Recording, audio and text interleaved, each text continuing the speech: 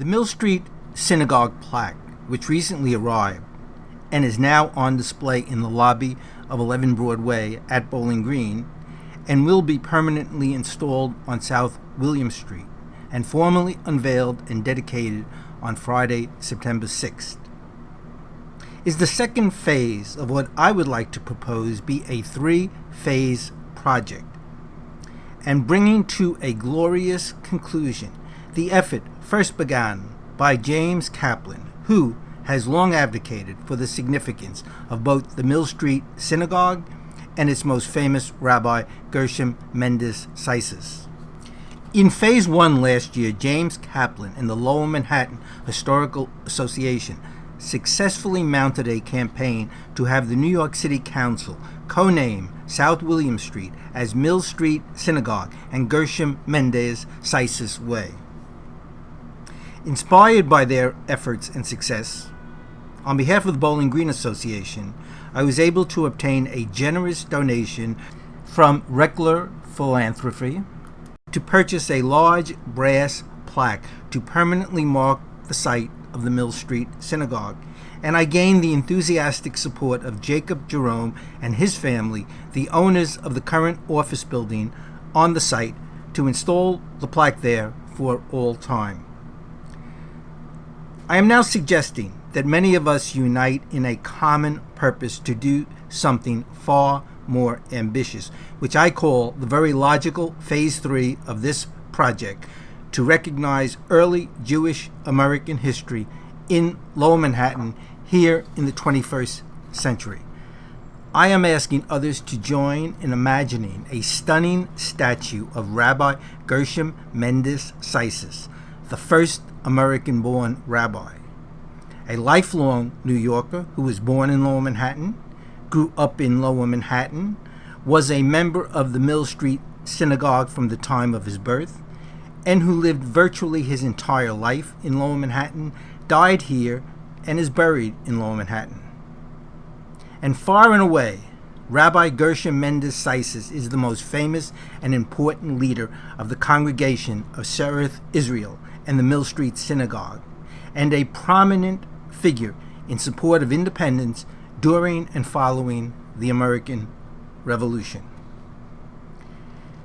A life-size or larger than life-size statue of Rabbi Seixas to command South William Street, right across the street from the site of his Mill Street Synagogue that he knew as well as anyone who has ever lived, and with Rabbi Seixas forever and eternally gazing at the site of the Mill Street Synagogue and gesturing to us in the 21st century to see what he sees so very clearly: the history of the Jewish community in America. Let me be so bold to move this idea along to even suggest there is a perfect sculptor to be commissioned to create this sculpture. He is American sculptor Ben Victor. Even more precisely and appropriately in this matter, Jewish American sculptor Ben Victor. I would like to thank Rand Cholet and the Alexander Hamilton Awareness Society for bringing him to my attention. Beyond his success and acclaim as a sculptor, and with the quality of his work, especially in human representational sculptures, for which he is renowned, one of Ben Victor's most recent successes is his new sculpture of Alexander Hamilton, which now stands at the U.S. Coast Guard Academy in New London, Connecticut, as you will see in this video. I have spoken with Ben Victor about this idea, and he would be very, very interested in submitting a proposal and being commissioned to create a bronze sculpture of Rabbi Seixas, and potentially a smaller limited edition version which might become a very useful funding mechanism. I hope others who view this video and those I speak to about this project will seriously consider supporting it. Yes, it might never happen, but it certainly should and can. Ambitiously, I think it might even be done quickly enough to be unveiled at the next anniversary of the Mill Street Synagogue on April 30th, 2020. Or if not, next September 2020 on the anniversary of the installation of the Mill Street Synagogue plaque. Every great project begins with an idea. Then the idea becomes reality if enough of us believe in it. Certainly there is enough potential enthusiasm in the Jewish community and beyond the Jewish community to fund this project and have it completed in 2020.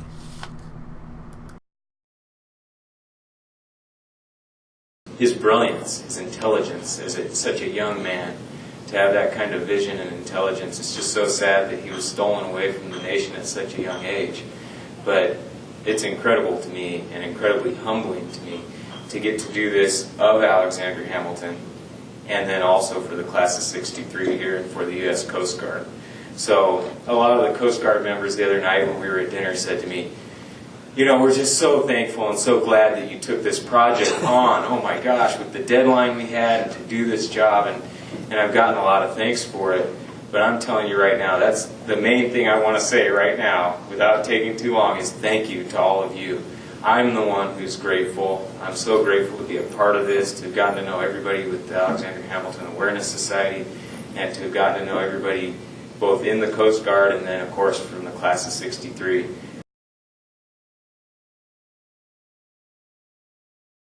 Create and sculpt the original out of clay, and you can see a little bit of the armature underneath. There's a steel skeleton that I weld together and then put foam and clay over that.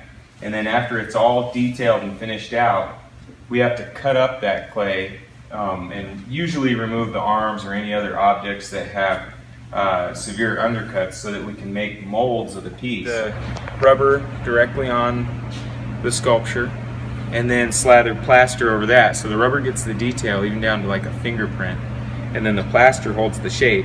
And then they're keyed up so that they lock together, and then we can pour waxes into it and cast it with the lost wax process. And wash wax, hot wax into the mold and pour out and successively cool it, like do a little cooler of a coat so it thickens up.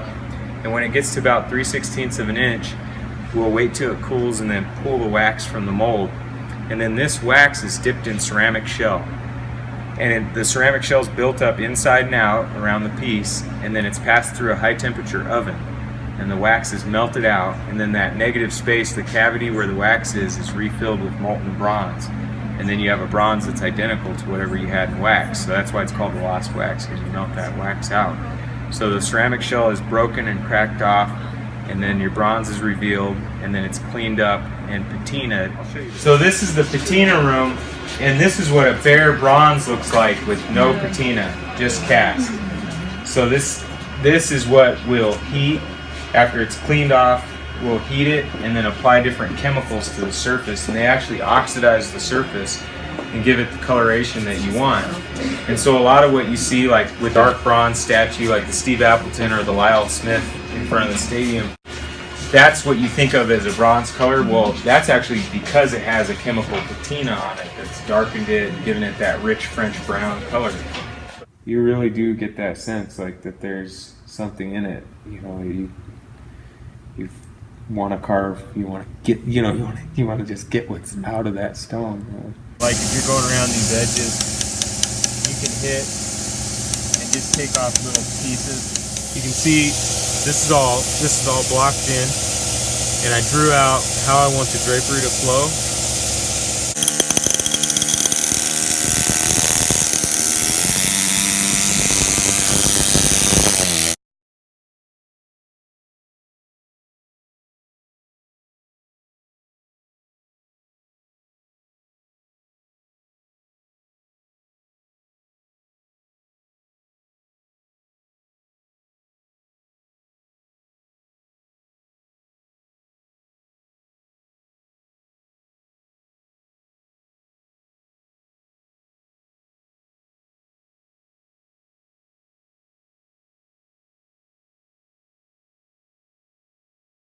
So grateful because this is a very special project to be a part of, so thank you so much.